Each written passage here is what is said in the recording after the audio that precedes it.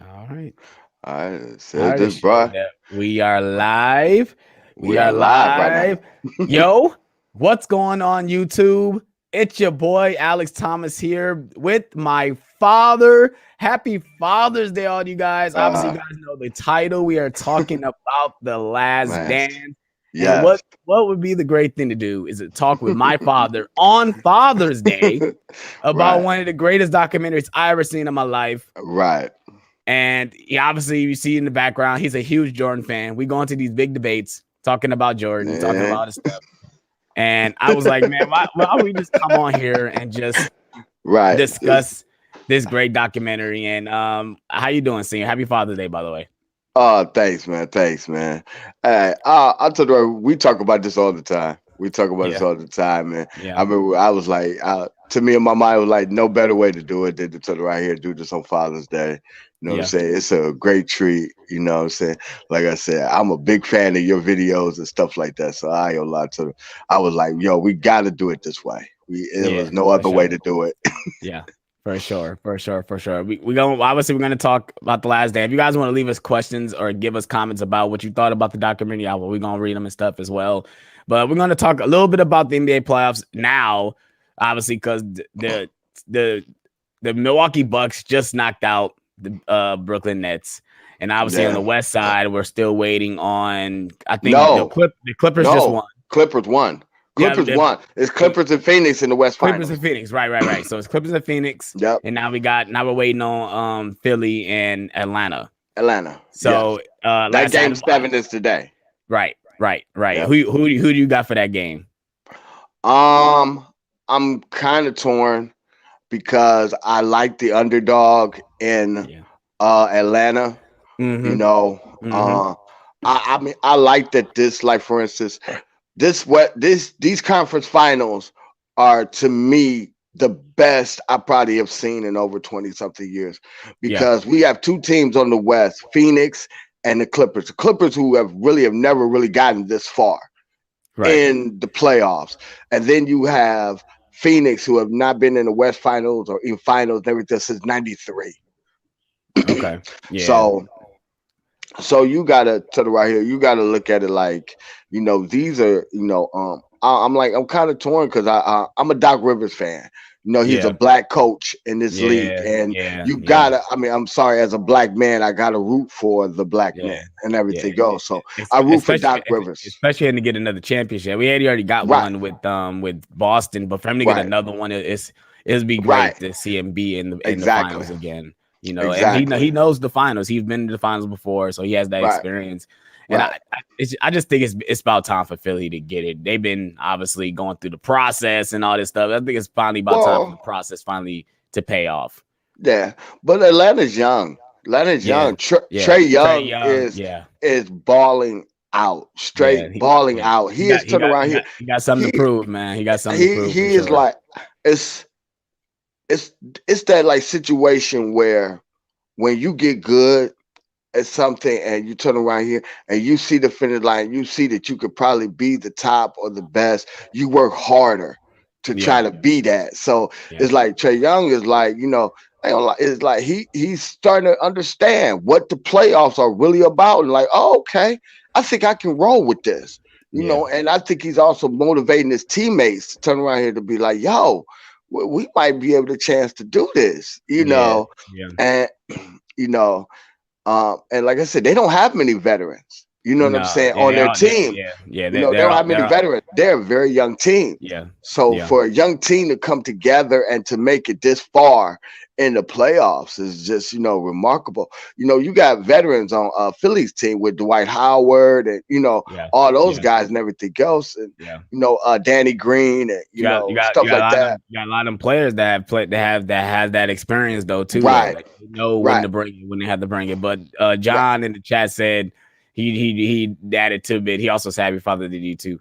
Happy Oh, Father's Day to thanks. you, John, if you're still in the chat. But he said Doc Rivers have dropped the ball so many game sevens though. Um, Well, it's no. See, I tell you right here, I'm a firm believer in that. A lot of time, it's game sevens are half coaching.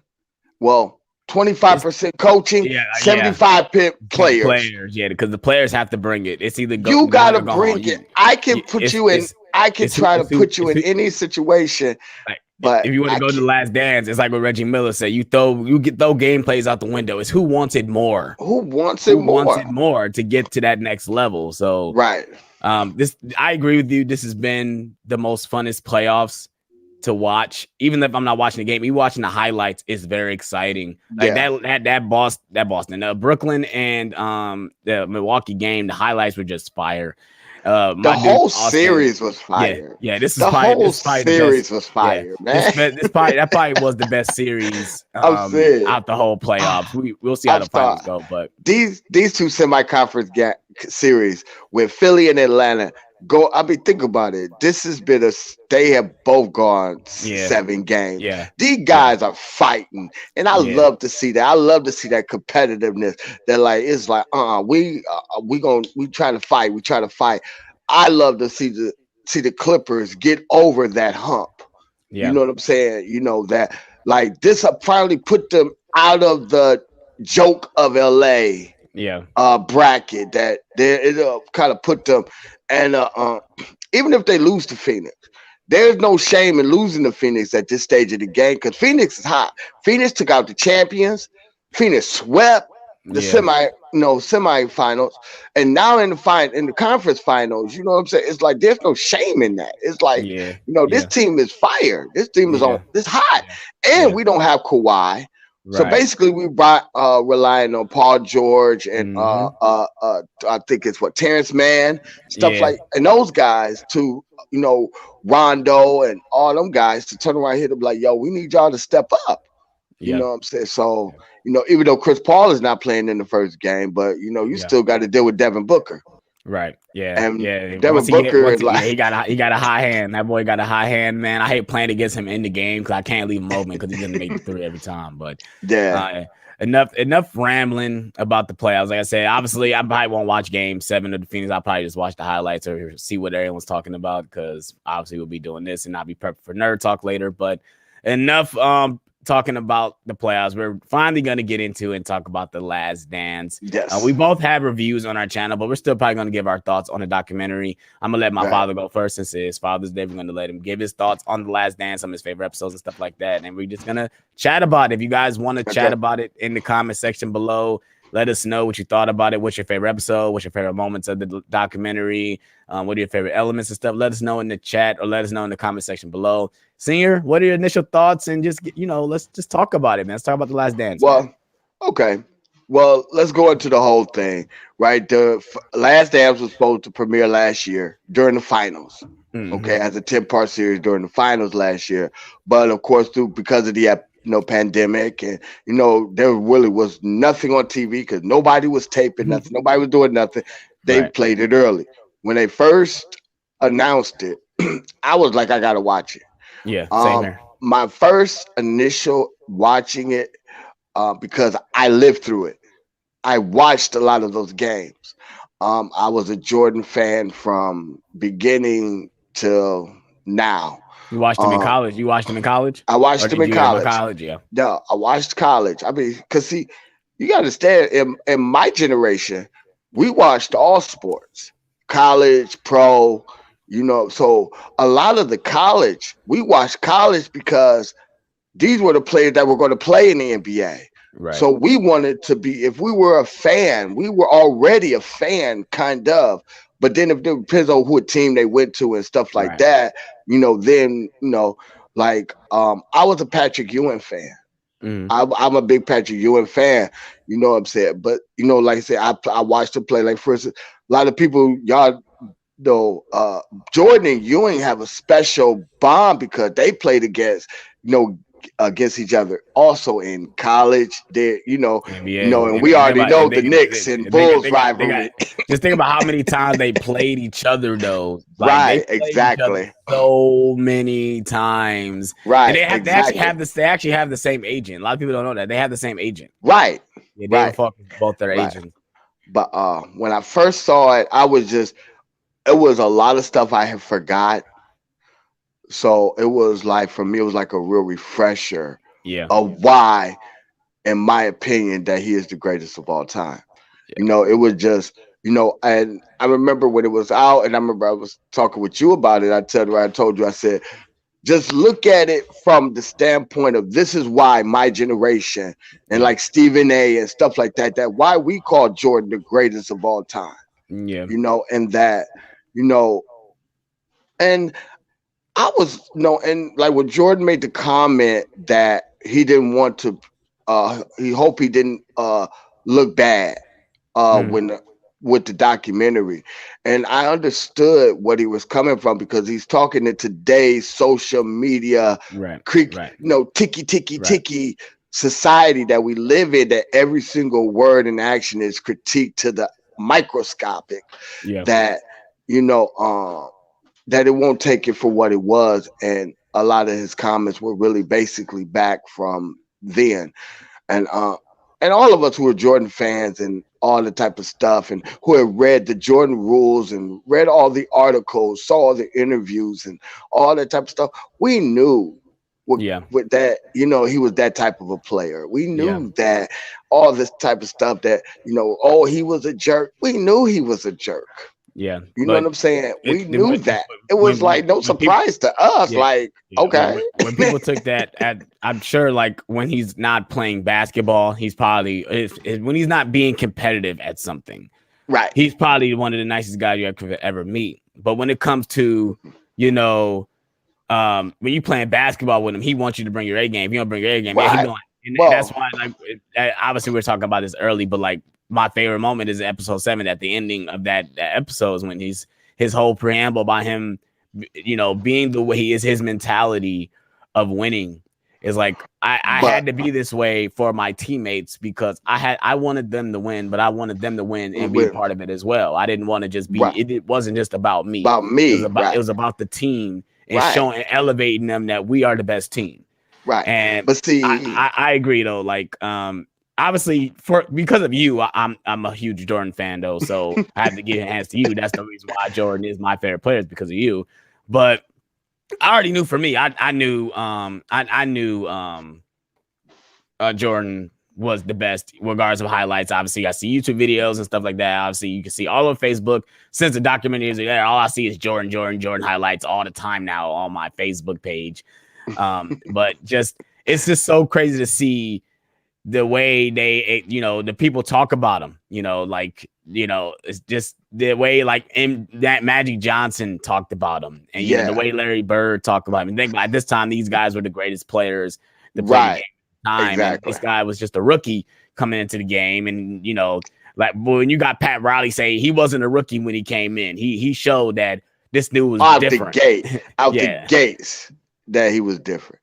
Yeah. And it was that's the one thing that I would say when I was watching it. I was just up there. I was reliving a lot of the moments, watching these games and stuff like that. And it was just, I'm serious. It was like I could watch it all day long. I don't like, it's like, and I love the way that how they went back and forth. They'll go from '98, then they'll show the backstories. Even like Scottie Pippen and Dennis Rodman, and stuff like that. And how I remember, I'm serious, and I'm gonna tell you right now, this and if you were a Bulls fan, like how I was a Bulls fan, you hated the Detroit Pistons. Yeah. You hated anybody that liked the Detroit Pistons. You was like, who? Man, I can't mess with you, man. It was like that, and y'all could have grown up together, known each other, mamas and all kind of. But it's like you like Detroit. Man, I'll talk to you, man. Listen, we'll talk during football season or something. I'm serious. It was that deep. It was that deep, and when they signed Rodman, and what was it? Aldridge made the comment they could sign him, but they won't accept him. Yeah. You know what I'm saying? Us as fans were having that same feeling. Like, okay, but we, everything else.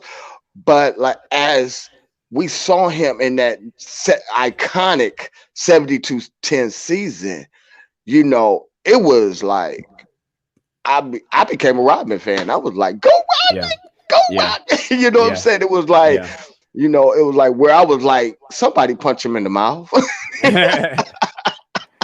Yeah. So So I was obviously, if you guys didn't know that the story behind the Last Dance is that this is the 98 season, this 97 98 season.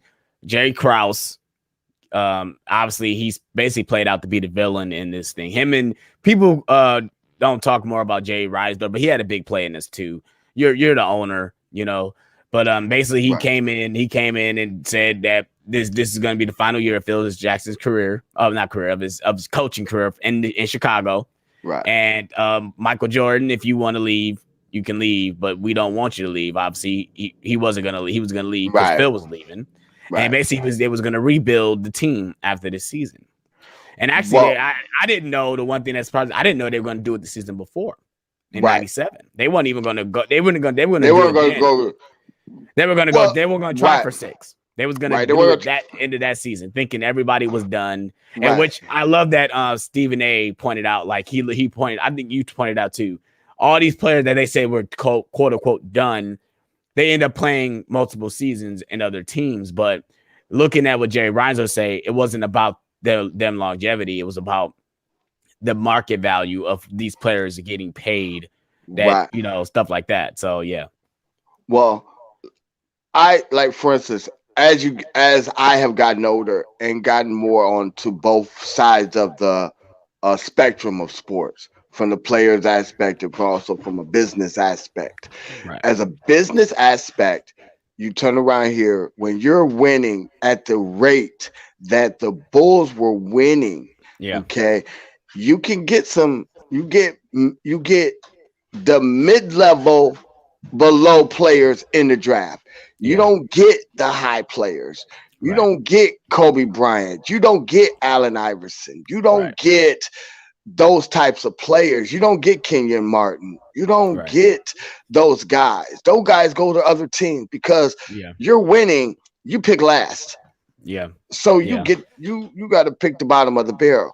And yeah, so that understanding that in order for us to really build a new team, I got to destroy the team to rebuild it yeah, yeah. because there's no other way. If I continue It's winning, like winning, winning, it's it's a like catch 22. yeah, they basically wanted to hit the restart button, and basically just get rid of most of the guys that they can get But rid of and bring in new players so they can basically Jerry Krause just wanted to try to build another championship team, but right, but he obviously wanted the credit. yeah, But he wanted see, the credit. that was they want the Yeah, that's the credit. whole play. That's the whole play on this whole documentary is that he just wanted credit for the championships win, and they end up giving him credit. I don't think obviously Michael doesn't, but Scotty does say he is one of the greatest general Right. managers of all time to accomplish Well, what he has accomplished from getting Scotty Pippen, Horace Grant, from but establishing these teams, getting right, getting Rob. He didn't want Rodman. Actually, someone else talked him into getting Rodman, his but assistant, his yeah, assistant. his assistant talked him into getting Rodman. But just Right. and to me, after watching it a couple more times, when I first saw it, I didn't like Jerry Krause. I didn't. I'm not even gonna lie. I'm like, look at this little. It's always the little fat white guy that want to fuck up everything. Like, no disrespect, but like, Well, it's always the no, one little no, pudgy guy. Like, but no, you but you messing up the gotta. whole thing, really? But see, here's the thing. Here's the thing.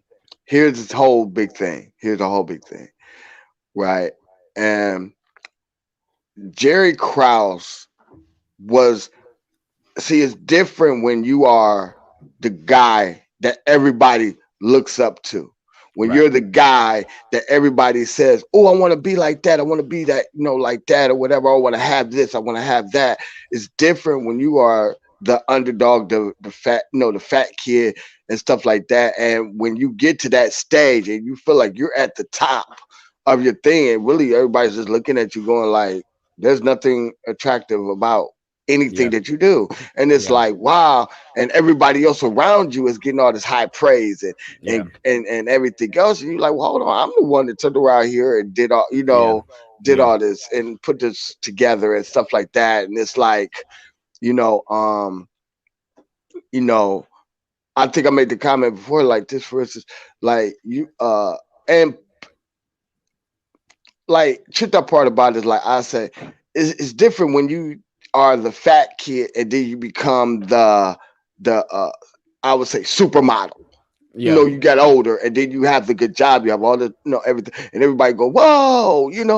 everything, but Jerry stayed the fat kid.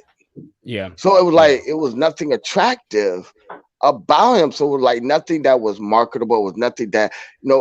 everything Right. else. And so it was Right. like it was so, and he felt alienated. So it was like he was all like he said he was always trying to.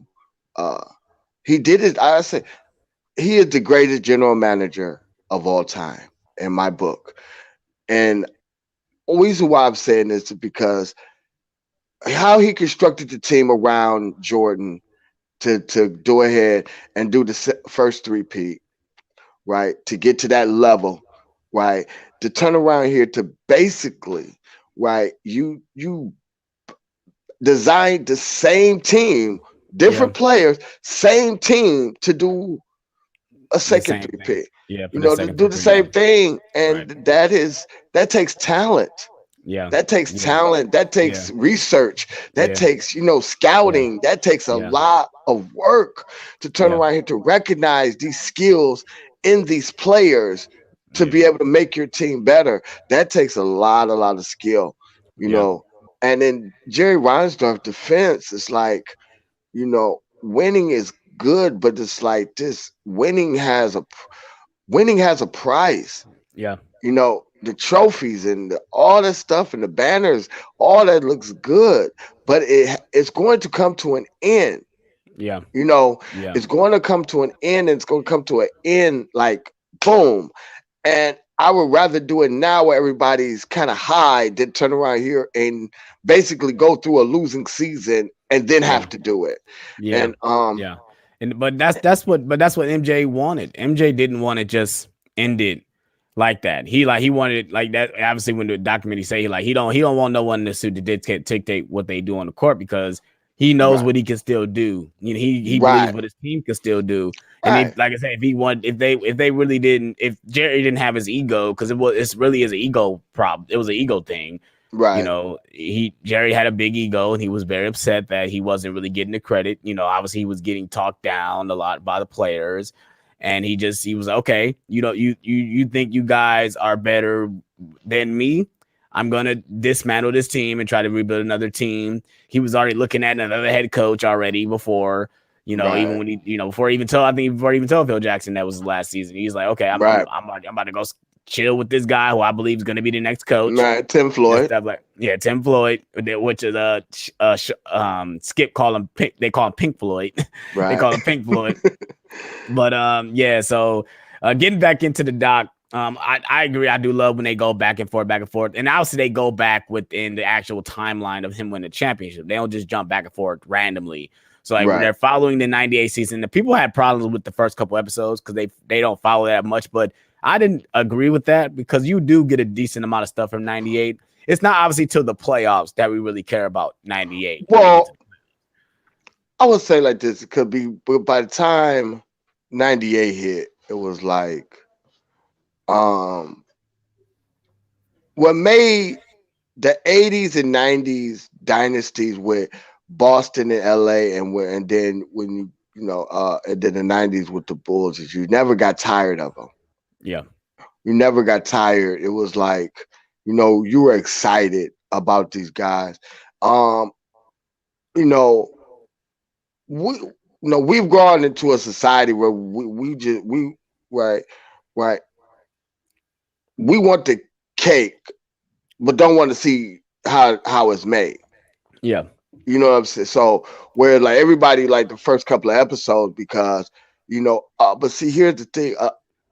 A lot of, like, for instance, me, my the first three episodes for me are key for me because it was like yeah. this is when I'm first learning and watching Your sports. basketball, yeah, So yeah. It um was. It's also very important for right, the NBA though, because you get right, Jordan's first couple seasons in the first couple of right, episodes. You right, obviously get introduced to Scottie Pippen and Dennis Rodman's episode 3, but then right. like even like episode 4 and 5 are very key because you get the first run of the playoff. You get the Pistons stuff. You get the Pistons stuff, which I actually did love. I Oh, love the Pistons stuff. I love hearing John Sally talk about this. John Sally, I love watching his interviews when he talks about yeah. this stuff They because he's like so funny. Because him and you can tell him and Jordan are really boys. You definitely tell Right, they cool. You right, definitely tell yeah, they is you're right, cool. right. But they And played on the team, but he was on one right, of the right. three But second. He was on one of but the teams though. even before though, they was friends outside of before he was on the Bulls. Most people Right, don't know that they was actually cool with each other before. right, Obviously when they play in the sports, it's two different stories, but like they were right. cool out off the court. But I love the Detroit Pistons stuff. I love that stuff. I love that Yeah, Jordan had to overcome them like was 3 times that they almost got beat 3 times by them because he got beat yeah, twice in 89 and 90. right. Then that 89, he like, oh no, it's 90. 90 said, man, fuck that shit. That after he lost, like I gotta come back and I gotta put some muscle on to beat these And guys. And he motivated the entire team to like, man, we well, gotta off season, we gotta do this because I'm and tired of that's losing. and that's where I was talking right here. And that's like, for instance, one that was the Breakfast Club. That's the Mm. start of the Breakfast Club because oh shoot, my father-in-law calling me. Trying to wish you happy Father's Day. Probably. I like. Oh my goodness. To the here, right? I'll call him back in a minute. I'll Mhm. call him back in a minute. But I I took around here and damn, I lost my train of thought. Father-in-law called me. Oh, we was talking about the Pistons. We was talking about the Pistons. Talking Oh, about the Pistons. Oh, Pistons. you was talking about the Breakfast Club. Right, the Breakfast Club. And that's why I was like, cause see, there was a lot of things that us as fans, Yeah. really, who were really, really fans, we knew. And when I'm watching the documentary, I wanted to see this type of stuff. I wanted to hear it called what it was called. And that was the Breakfast Club.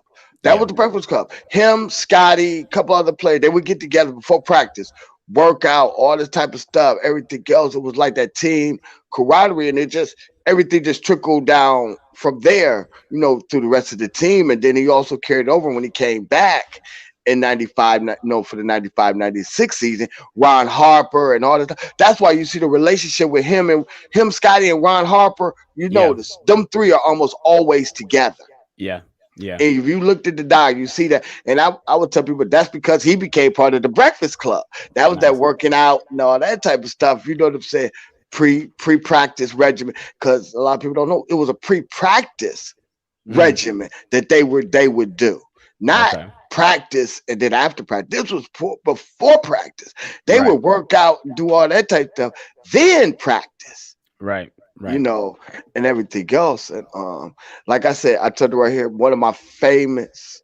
I have a lot of famous quotes in there, but to hear Horace Grant say, "When you see the leader of the team or your team going hard in practice," I mean, he even wanted to be the best in practice. Yeah. He Yeah. said, "Man, you feel like if you don't Yeah. give it your all, you shouldn't be here." Yeah, this dog got a lot of great quotes from a lot of great people that talked about him. Like going back earlier when his second season, obviously he had the injury. He was out like 60 something games, but then he came back in that playoffs playing against Boston, like him going against Larry Bird. So obviously we're gonna talk about the montage, but the montages in this, especially the first couple episodes with him balling out like I'm Oh sorry yeah, it had to be but when Doug Collins got hired and he talks about that he at that time he was he won all these accolades, he was basically like the best player at the time, and they right. played Prince's Party Party Man. man, yeah. That montage is still my favorite. I get goosebumps every time I think about it because My- it just show him going crazy at being the best at that time, right. and the I song love. just goes so perfect. When also I was watching '89 Batman, and that part comes up when they're in the painting room, and that song comes up, Uh, man. I could just picture the MJ montage in my head every time I listen to that song. Like, my favorite is game two. yeah, against Game Boston. two against Yeah, Boston. yeah. 63-point game. They I'm put bad. LL. They Uh, put I'm LL on that sorry. one. I'm sorry. That song is my all-time favorite LL Cool J song Nice, ever. That nice. is my favorite one. I remember buying that album when it first Wow. came out. Everything else. That's And crazy so to play that song on a montage with your favorite basketball player. That's just it's like all that's that's icing like on the so it's cake. like and it just I'm seeing and my favorite, like I like all the other stuff, but when he does the dribble Yeah, the between the crop legs. between the Yeah, legs, and legs shoots pull over up. Larry Yeah, Bird. Shoots over yeah, Larry Bird. It was.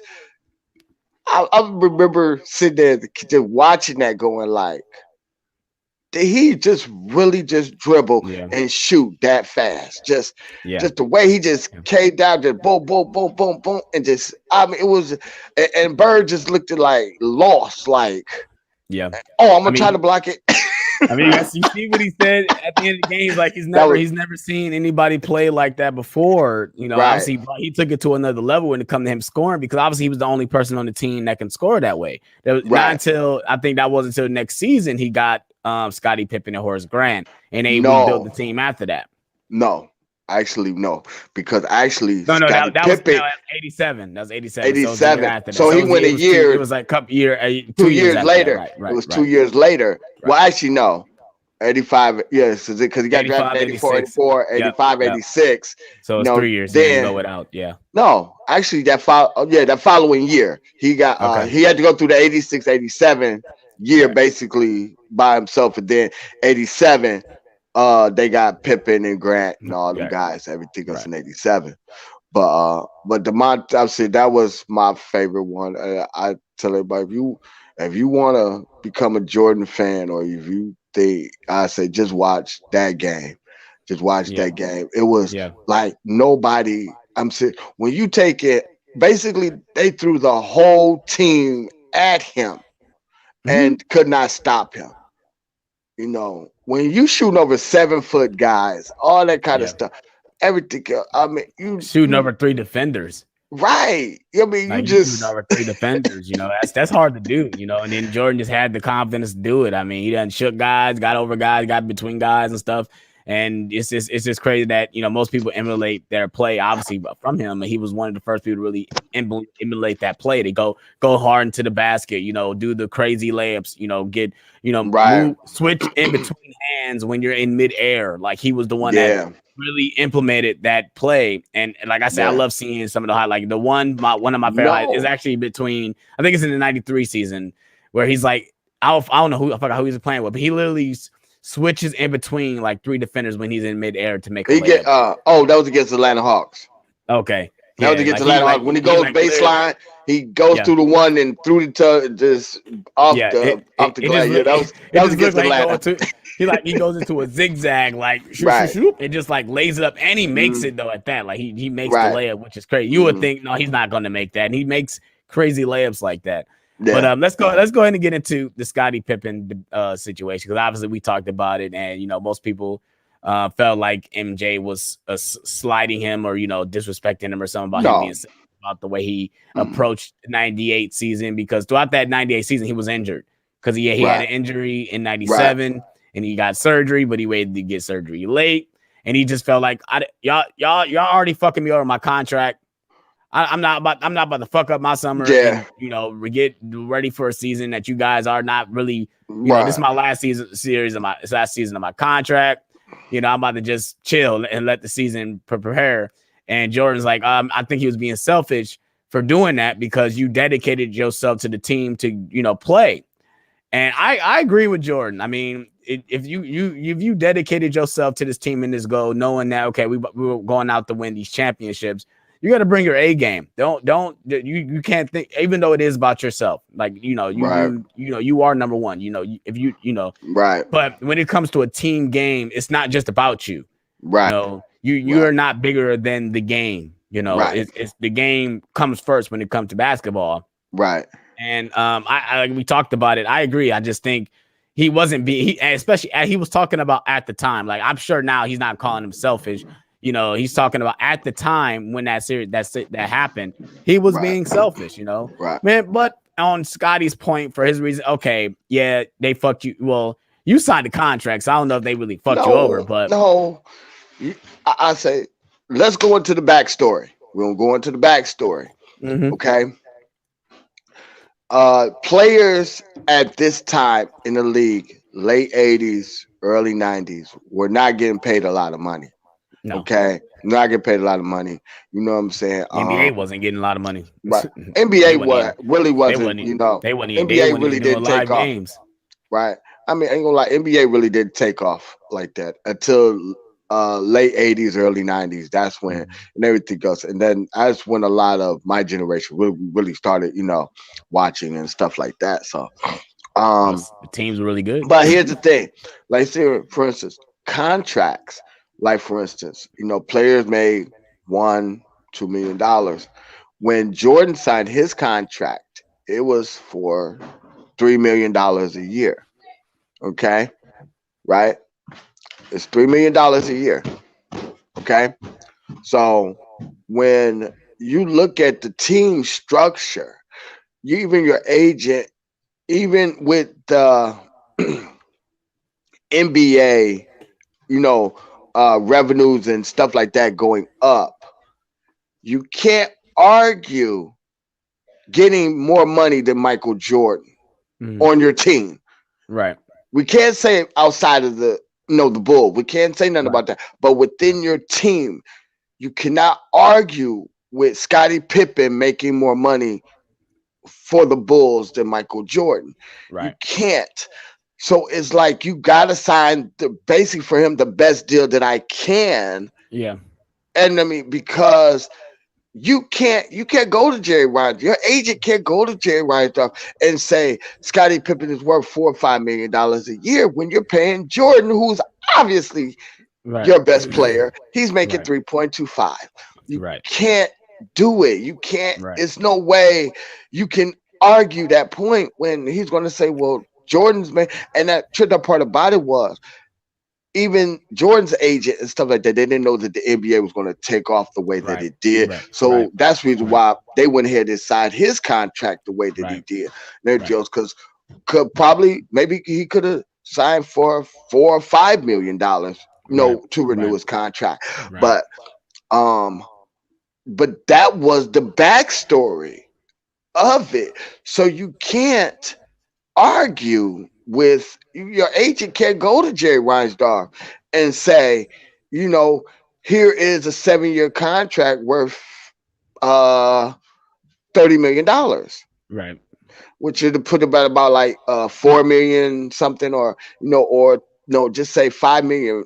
Here's a contract for $35 million. 7-year, $35 million. You can't do it. Right. You can't. I mean, I agree. And that the media put such a spin on it, and it was more media pressure. Oh, Scotty, you're underpaid. You're underpaid. But you understand the structure of the Bulls. Yeah.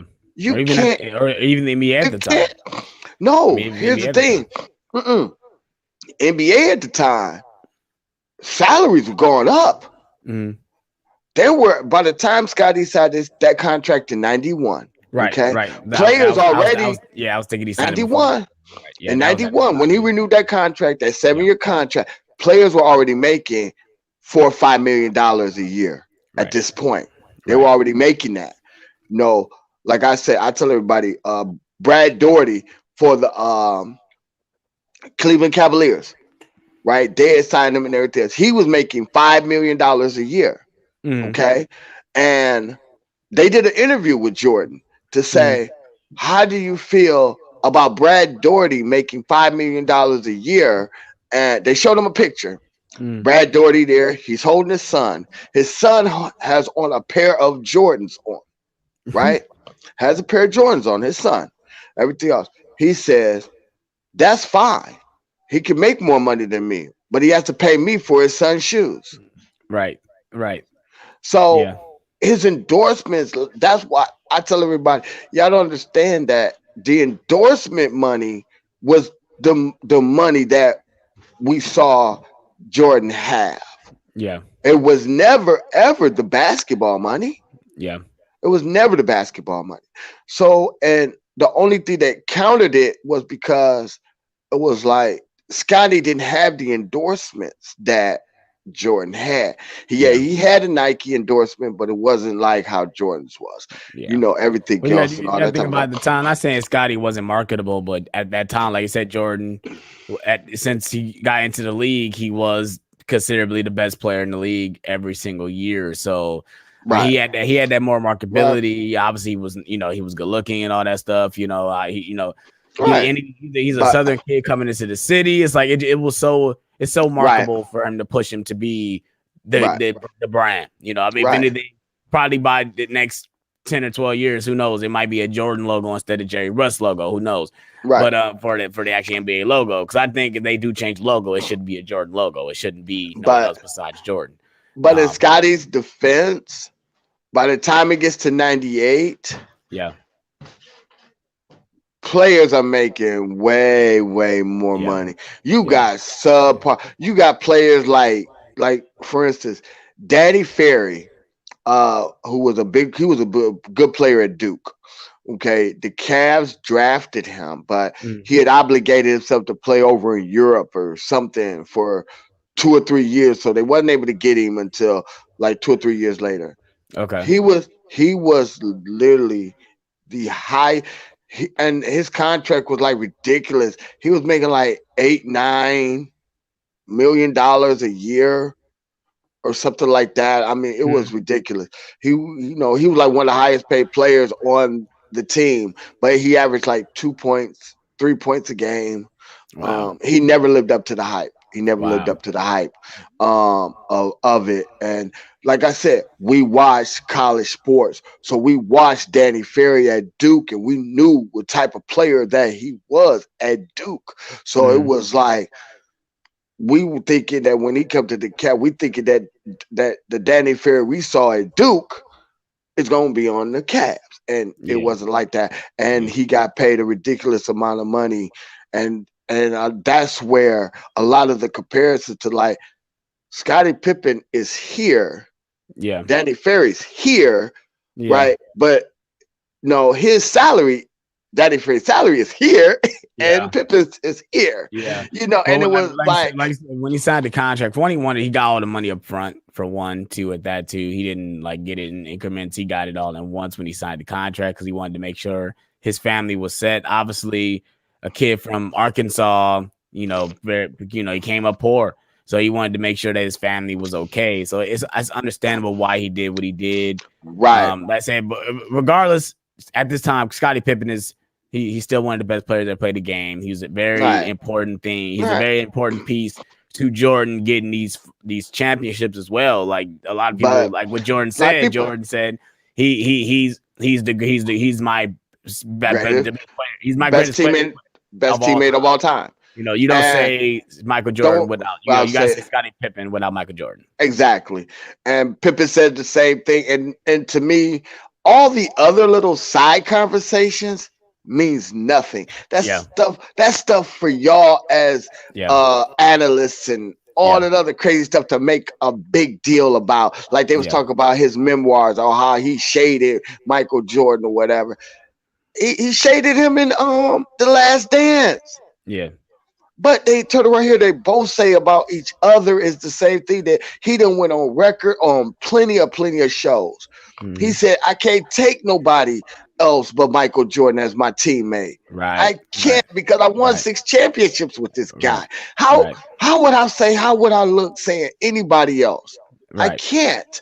And Yeah, that's even with Jordan. He says the same thing. yeah, yeah, Yes, he called him selfish in his contract and not getting the surgery. Yes, he called him wrong for turning around here, not going in the game yeah, against the Knicks. He said a lot of stuff, but it's nothing that they probably just sat down and talked about or whatever and right, everything right, else and all that right, type of stuff. right, But right. it's like, you know, but you know, people got to have something to read. Some people Yeah, got to have yeah, something to talk about.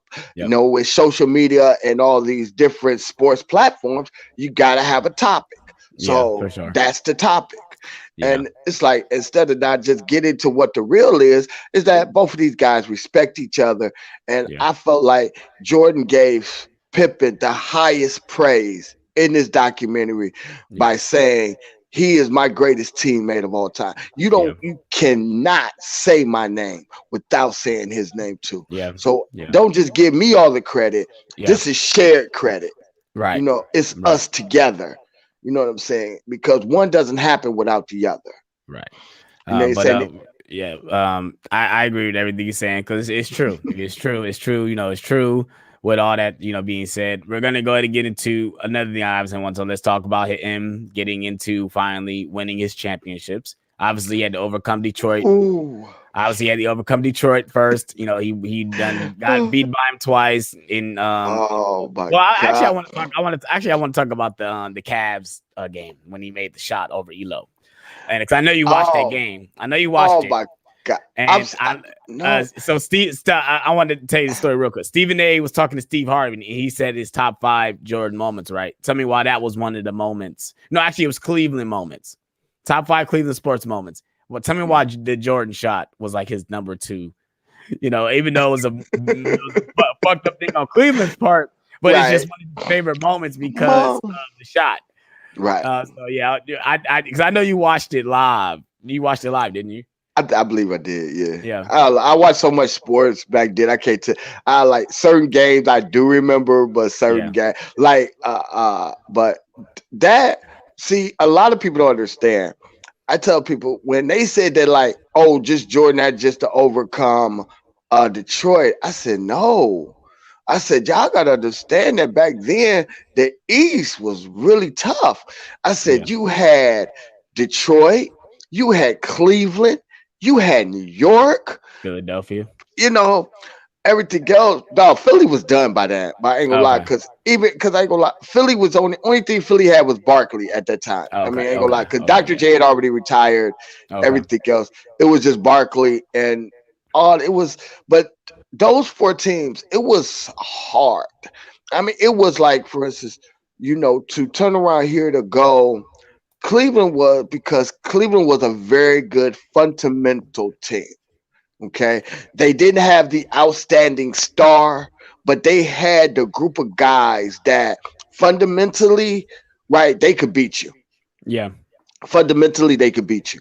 And if had to take a player like Jordan to overcome them. Because if you tried to just beat them fundamentally, you weren't going to beat them. That's why they were yeah, saying that they were a great team because that was the concept of teams back then. yeah, yeah. Strong fundamental team. This, Physical. physical fundamental team. So whereas like that's what the Cavaliers were, and when to watch that series because I up to that point the first round was a joke. Yeah, but you think about that, It was three. It was three. they only played 3 games. If you won 3 games, Right. it actually was only The 5 games. the It's first five round games. went right. So It was 3 out of 5. First round went so fast that it was just boom. A lot of majority of the time, whoever was the top seed won. You know what I'm yeah, saying? It was like a gimme, like day one. So it yeah, was like you watched it because we didn't have all the media, sports media that we have today back right, then. So it was right, like you had no choice but to watch it. You wanted right, to watch it. And it wasn't a lot of games during the week. It was mostly yeah, games on weekends. So okay, yeah, there were like, for instance, there was no games during the week that were wow, televised. okay, No, you had to listen to them on the radio, or you okay, call highlights on the news. You didn't. okay, You didn't. That's why I grew up listening to a lot of sports on the radio. Browns games, Indians games, back Bulls and Cavs games. mm. On the radio. So um, But so you yeah, just watch games on the weekend. But when I've said the shot was just to me, it was like. Uh, and I tell everybody, I said, if y'all notice, I tell everybody, I said, if y'all notice, Jordan shoots the shot on his way down. He yeah, does not shoot it at the top of his jump. He yeah, actually, that for that millisecond, Elo clears him. yeah. And as he's coming He looked down, like he he's about. He releases looked the like shot. he looked like he's about to block him. Like he almost looked like he's about to block Right, him. But then he obviously comes down and he releases the jump shot. And it's right, one of those fundamental Jordan moments that you always see. Him shooting the shot and him pumping his fists up in the air. And then I right. like what Jordan said was that. Well, I think Doug Collins also said too. Like at that point, they finally. Well, it was Jordan. He said they finally got that the Over that loser miss. loser mentality. They started Right, becoming a winning franchise. Obviously, that same season they had to go against Detroit, and they was playing Detroit very well, but then Detroit knew, man, we gotta be physical with this guy because if we just Right. gonna let him get to the run, we can't beat him. So they obviously had to, they created the Jordan rules was to, basically beat his ass when he get into the paint. And But it I also, love that whole moments but when it comes to Detroit. see, here's also the one thing. That's the reason why I'm gonna tell you the reason. That was the reason why they fired Doug Collins, Oh wow. because of the simple fact that one, Doug Collins kept just uh But depending on Michael, using, just basically depending on depending on Michael. Michael. And like we built this team, and that's what Jerry Krause like. We built this team so everything complements Michael, right? And listening to, and if you watch the documentary, if you listen to him, Tex Winters was already a part of the assisting coaching Yeah. thing. So Jerry Krause had already been listening to it and understanding, like, okay, and he's watched. I mean, I'm serious. You watch enough basketball, you can kind of, put two and two together on some Yeah. philosophies and everything Yeah. else and all that type of stuff. So he's saying, oh, and if you're watching the game, you're thinking like, okay, if Tex Winters ideas were probably implemented, okay, maybe the ball go, everything else. And so it's Yeah. like that's why he was like, I gotta fire this guy because everybody's just focusing on Michael, and Yeah. that's how they're gonna beat us all the time. They're gonna just focus on Michael. And Doug Collins is not gonna stop feeding Michael the ball. He's not gonna Yeah. stop feeding him. So I gotta, and I'm building this team I'm building a team, and that was the main reason why Doug Collins got fired. Yeah, so Right. obviously they Doug Collins coaches him from 86 to 89. Yeah. He coaches 86, them. 89. Yeah, And 80, those 3 years. those Yeah, he three coached them years. for 3 years. At that time, Jordan was, that guy. But Yeah. he gets fired, and they hire Phil Jackson as the coach, and he Well, no, implement he. he Phil Jackson gets promoted. Yeah, right. Because he was already He a was part of the already an assistant assistant, coaching. right? So he He got got moved up promoted, to right? head of coaching because he knew. Well, That Jerry Krause knew that he was with Tex Winter. He was with right, him on the whole. He was wanted to implement the triangle and right, moving the ball and not having the focus be on Michael, have right, focus being on the ball itself, not just him controlling it. Yeah, you could take the last shot, but make sure you're getting into position to make the right shot. Don't just right, go in and go ham into right, shooting it over three defenders. Stuff. right, Make sure you're getting in the right position to shoot the right, ball.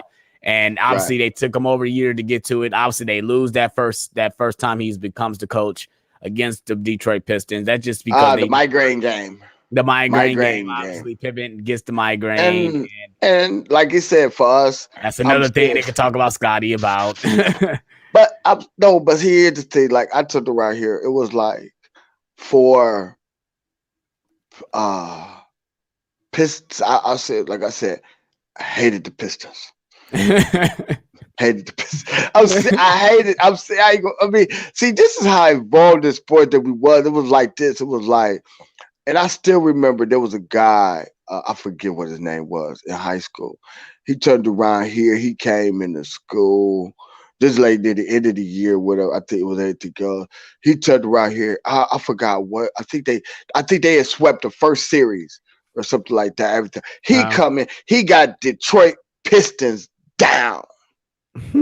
Had no shirt. I think he had it on his jeans or whatever. He got Okay. a broom. He got a broom and all. I'm like, oh man, I hate you right now. You know what I'm saying? It was just like, It had to be when they swept. This had to be when they swept. L.A. because they didn't sweep. They didn't sweep. They didn't no, sweep the Trailblazers. no. Oh, You this is gotta when they. understand. This is the Final. This conference is the final. early round. This is the early Okay. round. Okay. I think it was like in the first Okay. round because by the time the conference finals and the finals Yeah. get, we're out of school. Yeah. We're Right. out of Right. school Okay. then. Okay. But and I'm saying it was just like it was to watch that game. It was so heartbreaking because it was like we really just thought that like Yeah. And it was we game want to 7. see it's game 7 and what we want. If you was a fan like how I was like I want I want my team to win. So it was like to see them go down and it was just like I was opposite. I was hurt. I was Yeah. like, man, Yeah. everything else. And that's why it made it so much sweeter. that following year. Yeah. So much Yeah. sweeter when they turned around here and they swept them. Oh Yeah. my goodness. Yeah. I was Yeah. dancing right along with them like, that's it. Yeah. I Yeah. mean, and it was, and I said, and that first finals, that Yeah. I was, I say to me, everybody said, which three-peat do you enjoy the most, the first Yeah. one or the second one? And I always say, I said the first one, Yeah. the first three-peat is my one because you had to overcome the Lakers, Yeah. uh, who I tell everybody that um when people come to me and they say, "Oh man, the Lakers were old. That's the reason why uh Jordan beat them." I said, "No, they wasn't." I Yeah. said, "No, they wasn't." Actually, Yeah. Magic was in his Magic. Yeah. prime. Magic was still like one of the best players Mm, in the league. I don't lie. Magic was in his prime. I Yeah. said, everything else, that team. Listen, I told right here. I said, listen, Magic don't get hurt, Yeah. right? You In the talking about when they? '89, in Yeah. the '89 Yeah. finals in They Game don't get. Two, They don't they get. They push. don't get swept. They push. I mean, I ain't gonna lie. Detroit might win that still win the championship, but that gets pushed to 6-7 games. Yeah. You know what I'm saying? And then and then they don't make the Portland just played a little bit better to turn around here to get into the finals in 1990. But but there was no way Portland was beating Detroit. There was no way Yeah. Portland was beating Detroit. But it was for me. It was like to see him overcome um and get that first championship. Like I said, I ran out to the stores. I bought the character T-shirt, Yeah. all that type of stuff. Everything else, I was Yeah. like ecstatic. If you probably could go back to one of my old senior pictures, I have a Chicago Bulls outfit on in one of my pictures.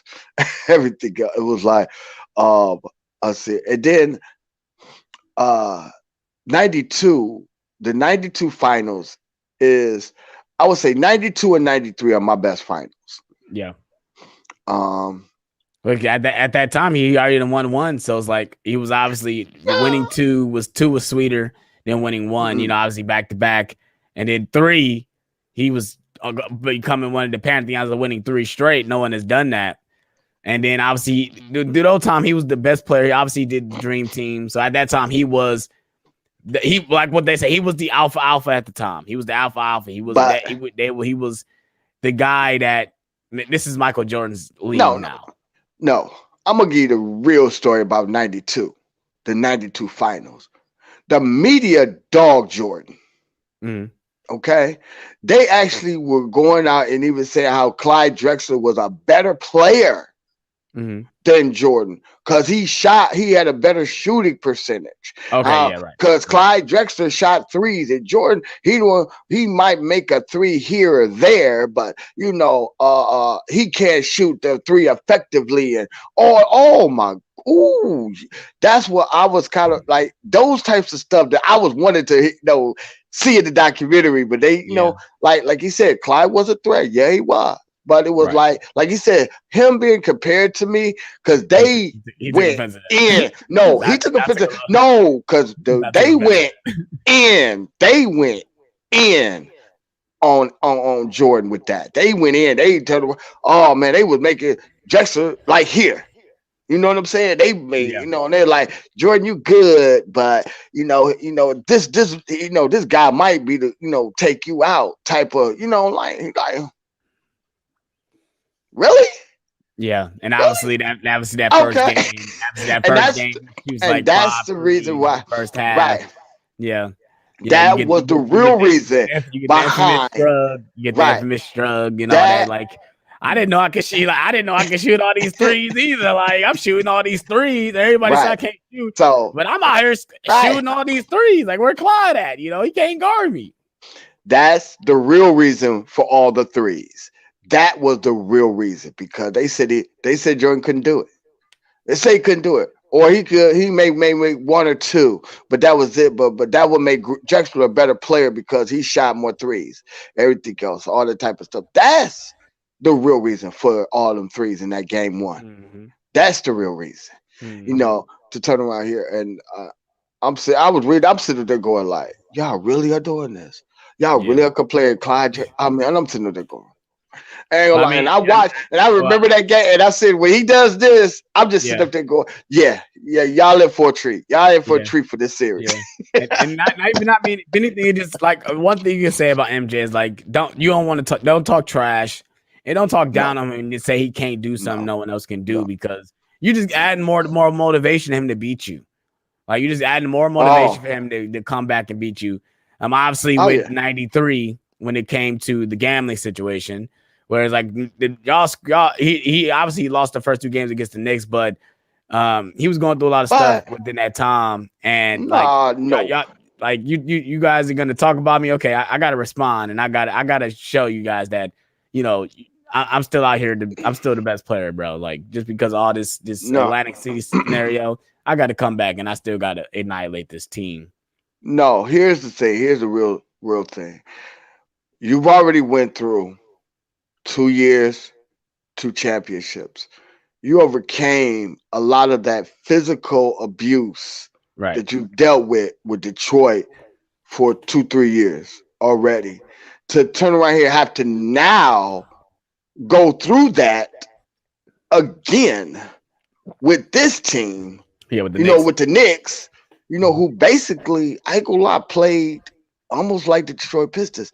And I ain't gonna lie, for the first two games, it was more of a shocker Mm-hmm. that we can't no longer play like how we've played for the past 2 years.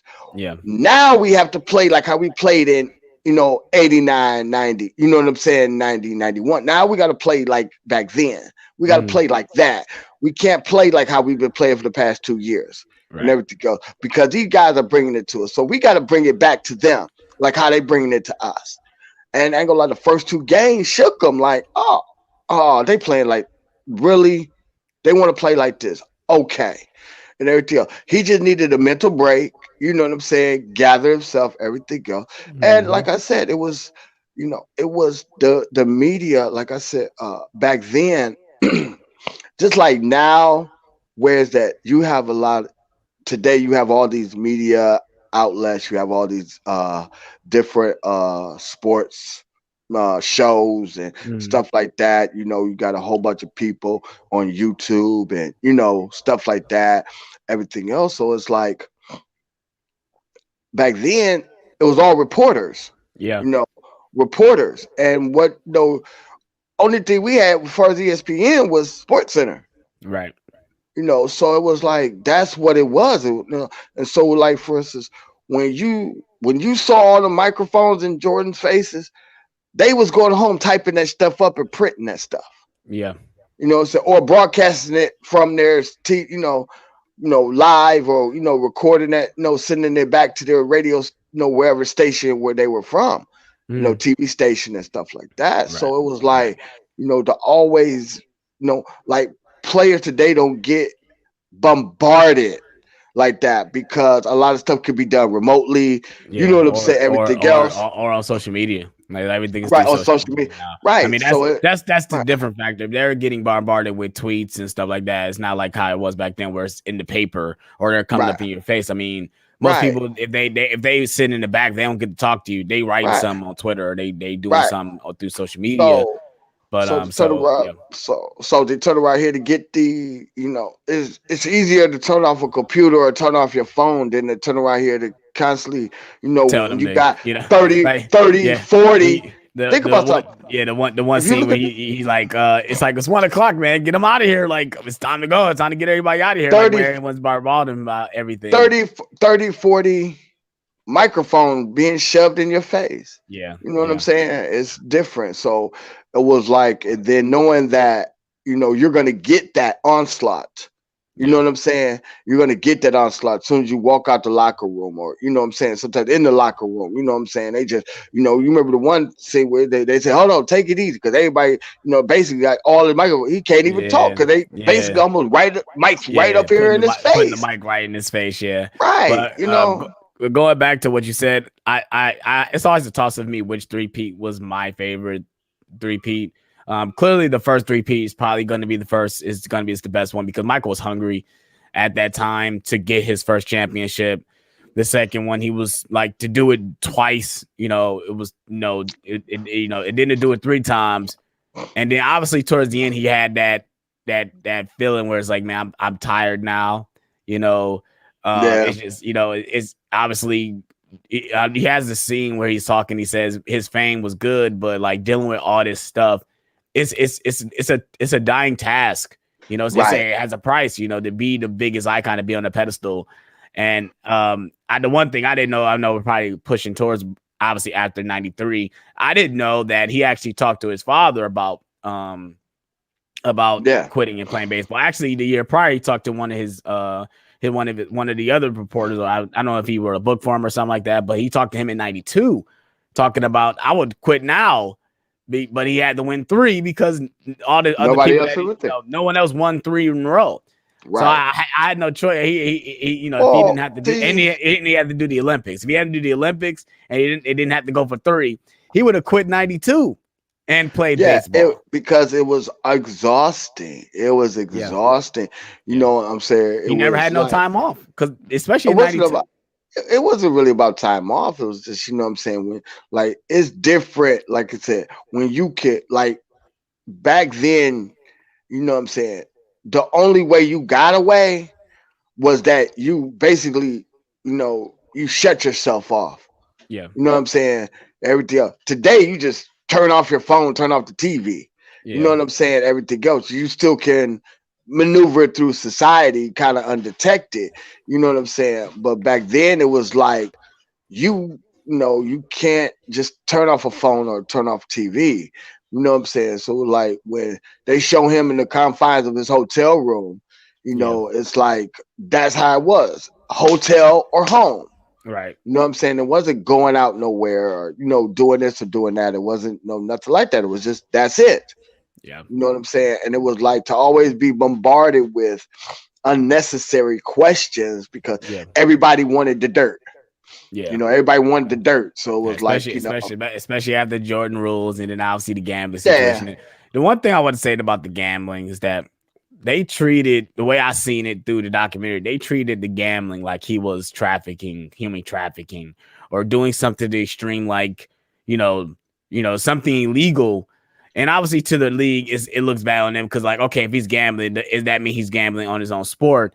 And I mean, it's just crazy to me that the biggest icon in the NBA, and you guys are worrying about him spending his own money that he earned to play the sport that he loved to do, and mhm, it's just crazy to me that they went to the right, far as you know mhm, making him look like a really bad guy, you right, know, just because he wanted to, really that way he releases stress is gambling and playing golf. The 2 things he but enjoyed doing is to release right, this stress away from the game is to right, gamble and play golf. right, So and he obviously gambled in golf, and that was probably the only thing he gambled in when it comes to sports was golf. right. But But it's just see, crazy to me. backstory: Pete Rose got convicted of gambling, and he was gambling. Pete Rose, Hall of Fame player, all this type of good stuff, I'm everything saying, goes. Everybody, but he was but actually see here, gambling on his own sport though. right? But see, here's the thing: it's still gambling. See, Yeah, it's not the categories of gambling; it's gambling. So it was like, so when you put that label on Jordan gambling, everybody first thing everybody thinks of is Pete Rose. yeah, Oh, is he throwing games? Oh, is he playing on? If he's betting on how many points he gonna yeah, get in this game? That's what they're thinking because it's gambling. So now they're thinking of Pete Rose and everything because it's professional sports. yeah, So that's what they're thinking. So that's why the bombardment for the gambling became so prominent because they want to know: do we have another Pete Rose situation yeah, happening in the NBA? And also, you got to understand that at this point in time, there is no other popular black yeah, athlete yeah, out here. yeah. None.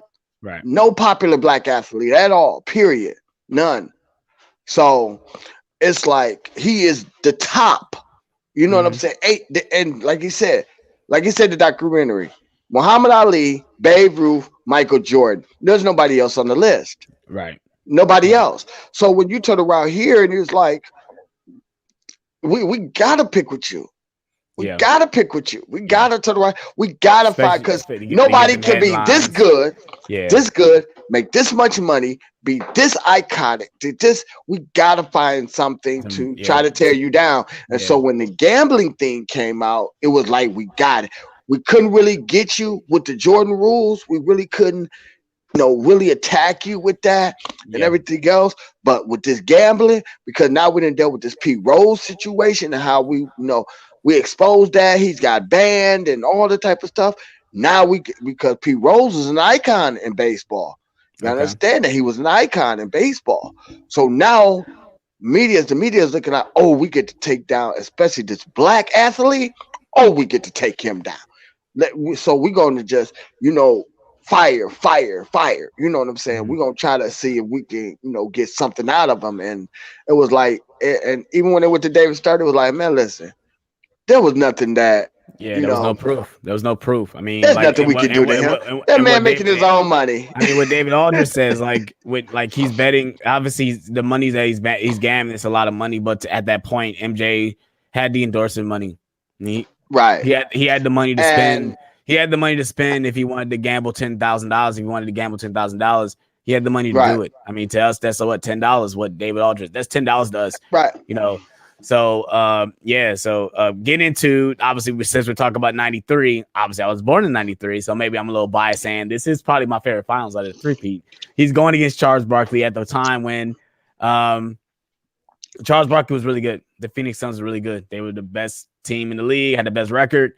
And I think this finals is hilarious to watch. This finals is hilarious to watch. To see Charles Barkley go in and out and play and hear him talk about it, saying that Oh, in game two, he said he played really good, but Michael, MJ just outplayed him. outplayed He me. just outplayed And him. no, and I'm saying Barkley, and a lot of people, I tell everybody, Barkley was the man. I'm sorry. I ain't gonna lie. I tell you right here, I take nothing away from this man's basketball game, right? This man could play offense, defense. You know what I'm saying? This guy, you know what I'm saying? I'm serious. When I'm serious. I tell everybody, watch his highlights. Watch Charles Barkley's highlights. You'll be like, I mean, he could go grab a rebound, go coast to coast, go down, dunk, everything. Go. He turn right here. He could stand. He could guard a guy at the 3-point line, jump. I mean, athletic, big, athletic. You know what I'm saying? Oh man, come on. I was like, and I was actually happy that he got the MVP. I felt like he deserved it. Mhm. You know what I'm saying? I felt like he deserved Well, it and everything. MJ would disagree with you. I know he would. I mean, I ain't He gonna lie, said, but what he say? He but said, you no, can't, you can't have that. I'm no, gonna get this. right. But see, here you got to understand that from a fan point of view, to see him go through that time period in Philadelphia, Yeah. where basically never really made. I think if they did make the playoff, they were in the first round, got xed out. You know, what I'm saying, it's never to have any success, and you were a dominant player. Dominant player. You know what I'm saying? Phenomenal player. You know what I'm saying? To not get to that level. You know Mhm. what I'm saying? It was like, but to see Charles get to that level, you know what I'm saying? As a fan, as a basketball, fan, you know what I'm saying? You know, I was happy to see him get that, you know what I'm saying, to get that. Of course, I'm rooting for the Bulls to win, you know what I'm Right. saying? But it was like, to see Charles get that, I wasn't too mad about that. I was like, okay, good. I was happy for him. Even though I'm thinking in my mind, you're not gonna win the championship though, but Right. Right. but it was Yeah. like, Yeah. and actually, that's Michael's highest scoring average Yeah. in High any score. finals. Yeah, he averaged 41 points for Yeah. that finals series. Yeah, that finals awesome. Obviously, game three, the double overtime game. Charles just, I Triple, mean, he said, oh, no, triple overtime, triple, right, triple right, right, right, overtime. right, right, triple overtime. Charles was just like, man, we're not gonna lose this We all game lose because they that. was not gonna go 3-0 because they go 3-0, then it's basically over. Right. They end up losing game four, and then obviously they win game five, and then you get the infamous line from Jordan. He talked to the team, got a cigar in his hand. He's like, man, I don't know about you guys, but I'm packing one suit. So I'm not I'm going. going to win. I'm not going I'm there going to to win play one game. one game. I'm not going there to play two games. And how boss is that? That's a like because you thinking about his mentality. If you think about that, you're gonna pack two suits. You're thinking you're gonna lose. Right. And obviously with Jordan, he was not. He had that He ability. that What Charles said, he has that that ability. He was ability. not going. He Not was not gonna going to let them lose. He just let them wasn't. lose. No, Mm-hmm. no. He's not gonna let And, them lose. So yeah, he turned around here, and it was like, and that's what made us love Jordan so much. yeah, Is because it was like, and my thing I tell everybody is this: Jordan from 91 to 98. This is where he was. yeah, yeah. He was basically to what he said. There's no He probably said at the end of it for him to be there's as no up and down. for him to be in the 91 to win and it still be as dominant as he was in 91 and 98. I mean, Yeah. Hold on, y'all. Hold on. all right. But yeah, just for him to be as dominant as he was, it's crazy. But John, that quote you said, that Lex Luthor quote is probably one of the best quotes for real. Because it's very specific, especially to this topic. And he also says the first repeat was his favorite. I talking about it with my father. I say hands down. The only difference between we're gonna talk about a little bit later. This the first repeat and the second repeat, they had Tony Kukoc, so they added some extra scoring, and then I mean I wouldn't say Dennis Rodman is a better defender than Horace Grant, but he brought a lot more. To me, it felt like when I was watching, it felt like he brought a lot more elements than Horace Grant. Horace Grant was just a little bit taller than Dennis Rodman. But basically with both three Ps, they basically just canceled each other out with certain players like Steve Kerr with John Paxson, like Judd Bishler and all those guys. They traded them out obviously for they equaled each other out like with Bill Cartwright and all them guys, So yeah. I don't know if Ken, you're still here, but he also happy Father's Day. Happy Father's Day to you, buddy, man. Happy Father's Day to all the fathers out there. You guys are amazing. It's just Smooth J still say MJ's a jerk all the time. That's a fact. Okay, yeah. Kylo says MJ is the best. Yes, he is. And Kylo also got a whole bunch of GOAT emojis because, we're talking about the GOAT. And yes, to me, he is the GOAT. Trust me, I love LeBron. LeBron is my guy. But, I mean, when it comes to... Yes, sir. Yo, hey, I got to cut this short. Monique just got sick. Okay. So, yeah, and everything goes. They're about to rush her to the hospital. So, all right. Everything goes. So, hey, well, we will continue this again another time. Okay. Yeah, we definitely will. We're gonna end the stream, but I'll talk to you later, singers. Make sure everything's okay. Okay. All right. Thanks. All right. Yep. Just leave. Yeah, just leave. There you go. All right. Yeah. So we had to cut it short. Basically, he had some family issues going on, but that's okay. It's just me right now. Like I said, we were talking about The Last Dance because the reason why I wanted to do this with my father is because he lived throughout the Last Dance. He lived throughout it. He was he actually watched it live, and I wanted to talk to someone in that perspective. Obviously, I wasn't watching sports at the time when MJ was the dominant player. Obviously, I was born in 93. So by the time he got to 98, like I said, I wasn't really watching sports like that. But, by the time he finally was out of the league at that time, not talking about the Wizards. I mean, I was seeing some Wizards games, and those games were exciting too. But at that time, I wasn't really watching sports. So I just wanted to get a different perspective from my demographic than from his generation. So that's basically what the idea of this stream was. But I'm gonna cut it off right now. Like I said, we got more of our general thoughts. Maybe we might do a part 2 because we obviously didn't finish it. But like I said, I hope you guys enjoyed this stream. If you guys are still here, thank you guys for sticking with us. I've been live for about an hour and 20 minutes. Like I said, I'm going to cut it short right here. Hope you guys enjoyed it. If you guys enjoyed more content like this, please hit that like button. Please subscribe for more. If you are new to the channel, welcome to the Alex Thomas channel. I really appreciate you guys joining me on this stream. Shout out to everybody that was in the chat. Shout out to Midlow Media. Shout out to Kylo. Shout out to Smooth J Stu. Shout out to all you guys.